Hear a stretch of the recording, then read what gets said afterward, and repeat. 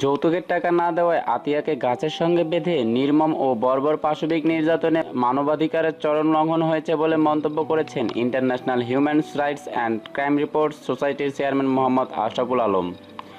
সোমবার international human rights and crime report society থেকে পাঠানো এক প্রেস বিজ্ঞপ্তিতে এ তথ্য জানানো হয়। এ সময় তিনি আতিয়াকে নির্যাতনের তীব্র প্রতিবাদ জানান। তিনি বলেন, প্রকাশ্যে একজন নারীকে গাছের সাথে বেঁধে যেভাবে নির্যাতন করা হয়েছে তা অন্ধকার যুগকেও হার মানিয়েছে।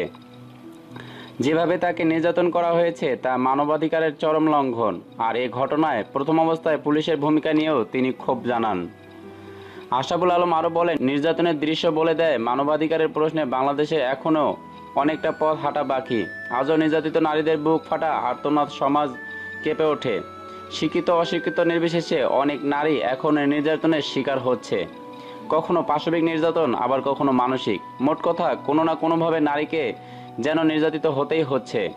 International human rights and crime report সোসাইটির চেয়ারম্যান মোহাম্মদ আশরাফুল আলম আরও বলেন, সভ্যতা ও মানবাধিকার রক্ষার যুগে নারী নির্যাতন যে কত নির্মম অসভ্যতা এবং মানবাধিকারের লঙ্ঘন তা বলার অপেক্ষা রাখে না। গাইবান্ধায় এক অক্ষম পিতা যৌতুকের 20,000 টাকা দিতে না পারায় শনিবার গাছের সঙ্গে বেঁধে নির্মমভাবে নির্যাতন করা হয়েছে গৃহবধূ আতিয়াকে। এ ব্যাপারে পুলিশকে বিষয়টি অবগত করতে নিষেধ করা হয়েছে বলে হুঁশিয়ারি করে দেওয়া হয়েছে। নির্মম ও বর্বর ঘটনাটি ঘটেছে গাইবান্ধার মধ্যফলিয়া গ্রামে। স্বামী ফারুক, তার দেবর ও শ্বশুর বাড়ির লোকজন আতিয়াকে গাছের সাথে বেঁধে নির্মমভাবে বেধড়ক পিটিয়ে অজ্ঞান করে ফেলে।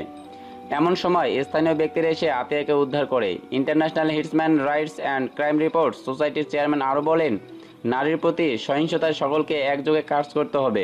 শুধু আইন ও নীতিমালাই যথেষ্ট নয়, নারীর প্রতি সহিংসতা রোধে প্রয়োজনে সামাজিক দৃষ্টিভঙ্গির পরিবর্তন। আর এই দৃষ্টিভঙ্গির পরিবর্তন সহ সমাজ সচেতনতা তৈরিতে নারী পুরুষ সকলকে একযোগে কাজ করার আহ্বান জানান তিনি। আমাদের চ্যানেলের ভিডিওগুলো ভালো লাগলে অবশ্যই সাবস্ক্রাইব করুন এবং লাইক, শেয়ার ও কমেন্ট করে আমাদের পাশেই থাকুন। ধন্যবাদ সবাইকে।